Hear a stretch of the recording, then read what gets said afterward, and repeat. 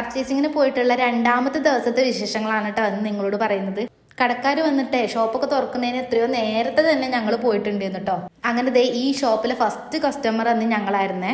തലേ ദിവസം ഞങ്ങൾ എത്തിയിട്ട് ഒരുപാട് ഷോപ്പുകളിൽ കയറിയിട്ട് പിന്നെ അവസാനം ഞാൻ ഒന്നും വാങ്ങിക്കണില്ല എന്നുള്ള തീരുമാനത്തിൽ തിരിച്ചു പോരാൻ വേണ്ടിയിട്ട് നിൽക്കുന്നു. അങ്ങനെ തിരിച്ചു പോരുന്ന വഴിക്ക് ഒരു ഷോപ്പും കൂടെ കണ്ടപ്പോൾ അതിലൂടെ കയറിയിട്ടോ. അങ്ങനെ ഞാൻ അവിടെ നിന്ന് 1-2 മെറ്റീരിയൽസും പിന്നെ കുറച്ച് ഡ്രസ്സും കൂടെ എടുത്തിട്ടുണ്ടായിരുന്നു. എന്തായാലും ഇതിനായിട്ട് ഇറങ്ങി പുറപ്പെട്ട് ഇത്രയും ദൂരം വന്നതല്ലേ, പിന്നെ കയ്യും വീശി പോണത് ശരിയല്ലല്ലോ എന്ന് കരുതിയിട്ടാണ് കേട്ടോ ഞാൻ ഇതൊക്കെ വാങ്ങിയിട്ടുള്ളത്. ഇതെല്ലാം താങ്ങി പിടിച്ചിട്ട് ഞങ്ങൾ വന്ന വണ്ടിക്ക് തന്നെ തിരിച്ചു കൊണ്ടുവരാനായിരുന്നു കേട്ടോ എൻ്റെ ഒരു പ്ലാന്.